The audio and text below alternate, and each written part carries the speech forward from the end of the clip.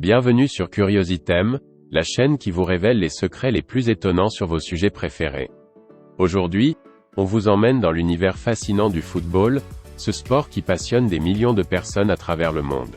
Du match avec le plus de buts aux exploits les plus inattendus. En passant par des anecdotes insolites et des records incroyables, je vous promets que vous allez être surpris. Vous êtes prêts à découvrir les dessous méconnus du football? Alors, c'est parti pour les 10 curiosités les plus étonnantes du football. Curiosité numéro 1, le match avec le plus grand nombre de buts marqués. Ce record a été établi lors d'un match entre les équipes de l'Asadema et de Sol Émirne à Madagascar en 2002. L'Asadema a remporté le match 149-0, mais tous les buts ont été marqués contre leur propre camp par les joueurs. Le match a eu lieu le 31 octobre 2002, lors de la dernière journée du championnat de Madagascar. Avant cette rencontre, Sol Émirne avait perdu un match crucial contre les DSA Antananarivo à cause d'une décision controversée de l'arbitre. Cela les a privés d'une chance de remporter le championnat.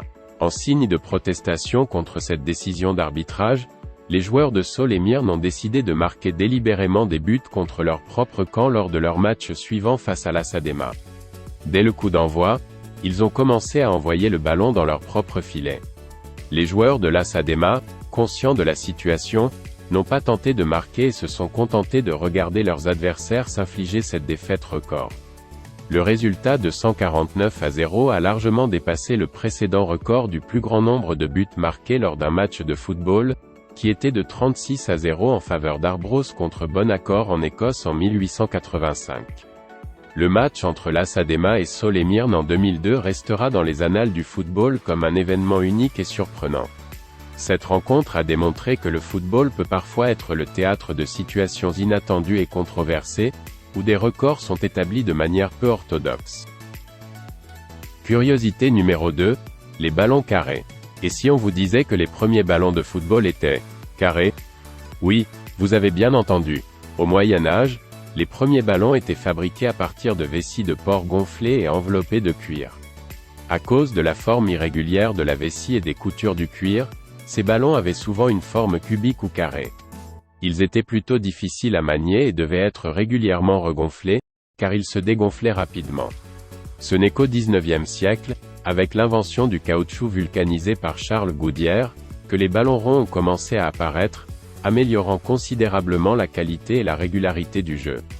Aujourd'hui, les ballons de football sont fabriqués avec des matériaux synthétiques et bénéficient de technologies avancées pour assurer une trajectoire et un rebond parfait. On est bien loin des ballons carrés de nos ancêtres, n'est-ce pas? Curiosité numéro 3, le record du nombre de cartons rouges. Vous vous êtes déjà pris un carton rouge? Eh bien, le 20 juin 1993, lors d'un match de 5e division en Argentine entre les équipes de Claypole et Victoriano Arenas, on a assisté à une véritable pagaille. En effet, ce match a battu tous les records avec 36 cartons rouges. Comment est-ce possible, me direz-vous? Eh bien, tout a commencé avec un simple carton rouge attribué à un joueur pour une faute. Suite à cette expulsion, une bagarre générale a éclaté entre les joueurs des deux équipes. L'arbitre, constatant l'ampleur des événements, a décidé d'expulser tous les joueurs impliqués, ainsi que les remplaçants et les membres du staff des deux équipes, qui s'étaient joints à la mêlée. Au total, 36 personnes ont été expulsées de la rencontre, ce qui constitue un record inégalé à ce jour. Alors, si vous voulez éviter de vous prendre un carton rouge, gardez votre sang-froid sur le terrain et respectez les règles du jeu. Et n'oubliez pas de partager cette vidéo avec vos amis pour leur montrer que vous êtes incollable sur les curiosités du football. Curiosité numéro 4, le but contre son camp le plus étonnant. Vous connaissez sûrement le concept de marquer contre son camp, mais ce joueur de l'équipe nationale de Colombie en 1994 a vécu une situation particulièrement dramatique. Andrés Escobar, défenseur central colombien, a marqué contre son camp lors de la Coupe du Monde 1994 aux États-Unis, lors d'un match de poule contre les États-Unis. Cet événement s'est produit le 22 juin 1994, à la 35e minute de jeu. En tentant de dégager un centre adverse, Andrés Escobar a malencontreusement marqué contre son camp. Ce but a contribué à la défaite de la Colombie 2-1 face aux États-Unis, entraînant l'élimination de son équipe dès le premier tour.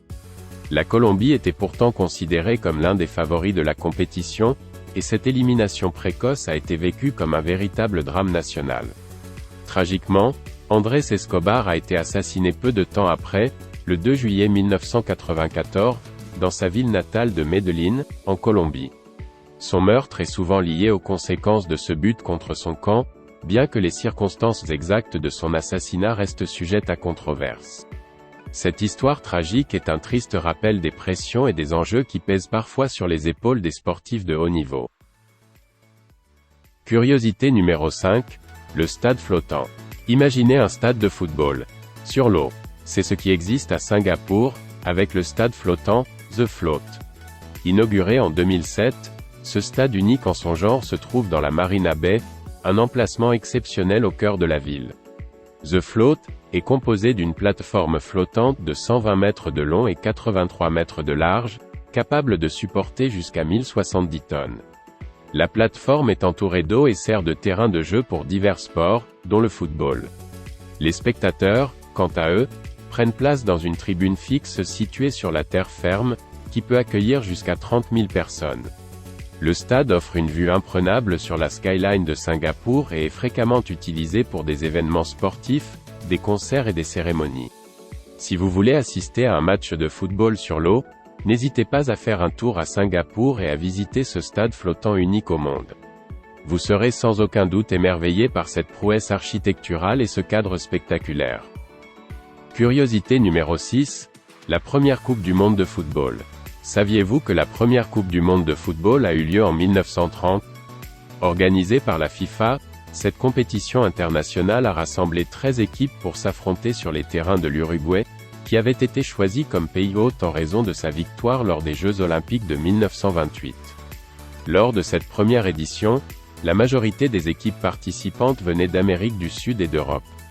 Les matchs se sont déroulés dans 3 stades uruguayens, dont l'emblématique Estadio Centenario à Montevideo, qui a été construit spécialement pour l'occasion et reste aujourd'hui un monument historique du football.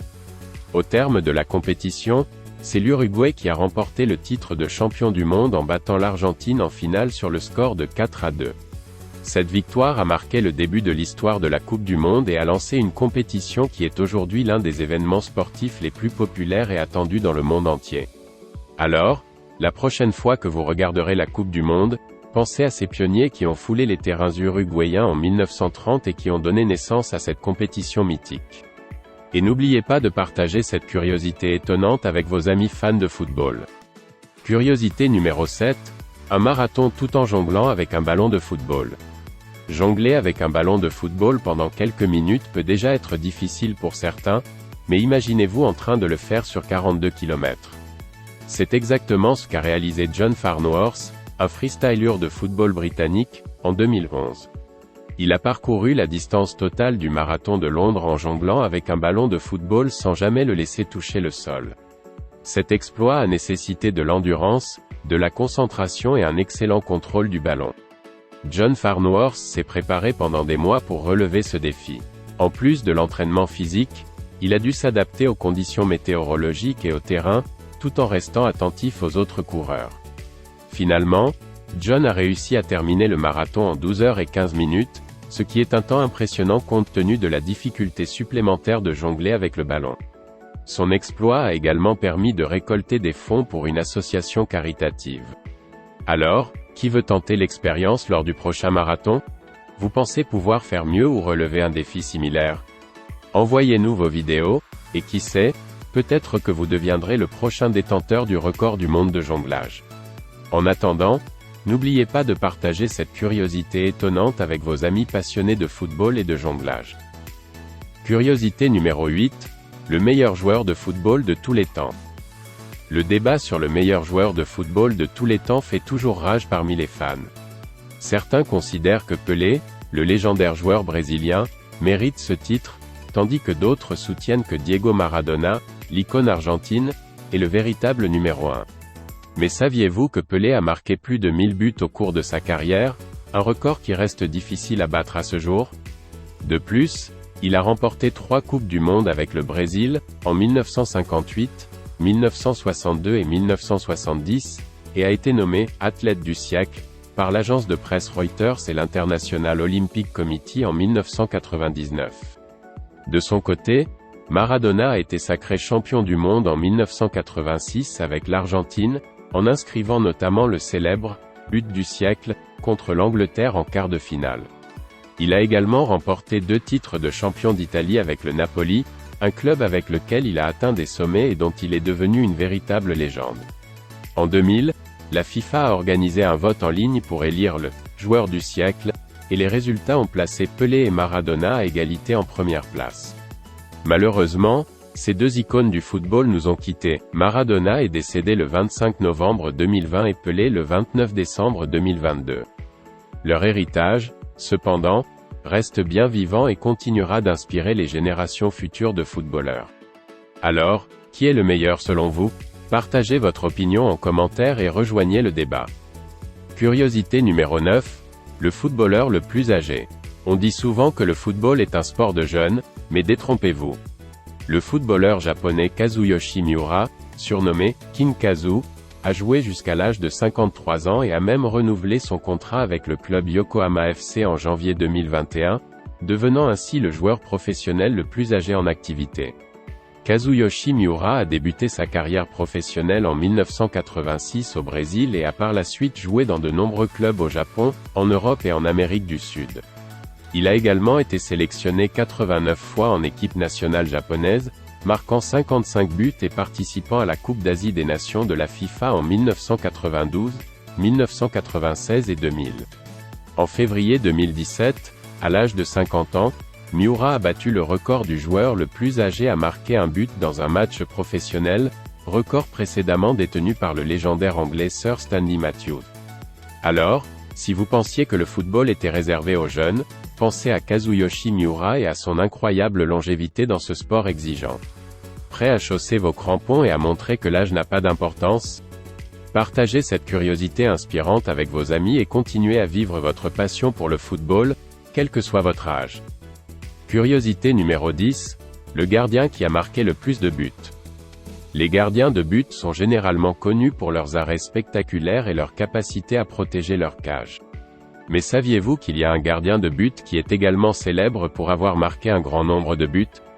Il s'agit du gardien de but brésilien Rogério Ceni, qui a joué pour le club de São Paulo FC pendant toute sa carrière, de 1992 à 2015.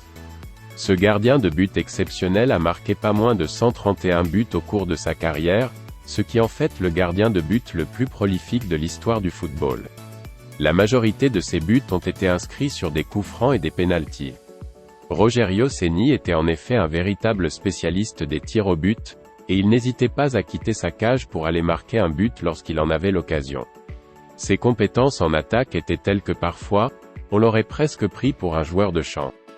Le deuxième gardien de but ayant marqué le plus de buts dans l'histoire du football est le Paraguayen José Luis Chilavert.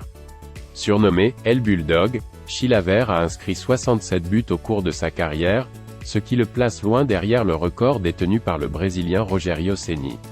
Cette curiosité montre que les gardiens de but ne sont pas seulement là pour arrêter les tirs adverses, mais qu'ils peuvent aussi contribuer à marquer des buts et à faire gagner leur équipe. Alors, si vous êtes gardien de but, n'hésitez pas à vous entraîner aux coups francs et aux pénaltys, qui sait, peut-être deviendrez-vous le prochain Rogério Ceni. Et n'oubliez pas de liker et de vous abonner pour découvrir encore plus de curiosités surprenantes sur le football et d'autres sujets passionnants. Et spécialement pour toi, cher curieux et passionné de football, je te présente notre 11e curiosité pour ce match. Curiosité bonus, le football sous bulle, un sport dérivé amusant.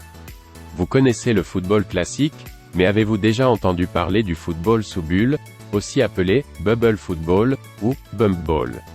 Inventé en 2011 en Norvège, ce sport dérivé du football ajoute une touche d'humour et de fun à nos traditionnels matchs. Le principe est simple. Les joueurs enfilent une bulle gonflable transparente qui recouvre la tête et le haut du corps, ne laissant que les jambes libres pour courir et jouer. Le but du jeu reste le même, marquer des buts dans le camp adverse. Cependant, le fait d'être enfermé dans une bulle change radicalement la donne. Les joueurs peuvent se percuter et rebondir les uns sur les autres sans craindre de se blesser, ce qui donne lieu à des situations cocasses et des chutes spectaculaires. Le football sous bulle est devenu un loisir populaire pour les enterrements de vie de célibataires, les anniversaires ou simplement pour s'amuser entre amis. Alors, si vous avez envie de rire et de vivre une expérience de football complètement décalée, pourquoi ne pas essayer le football sous bulle? Vous ne serez pas déçus. N'hésitez pas à partager cette curiosité amusante avec vos amis et à nous dire en commentaire si vous avez déjà testé le football sous bulle ou si vous aimeriez l'essayer. C'était un plaisir de faire avec vous ce voyage à travers les curiosités les plus étonnantes du football. J'espère que vous avez autant apprécié cette aventure que nous et que ces histoires incroyables vous ont inspiré, amusé et peut-être même donné envie de chausser vos crampons pour créer vos propres moments magiques sur le terrain. Le football est bien plus qu'un simple sport, c'est une source inépuisable d'émotions, de surprises et de passion.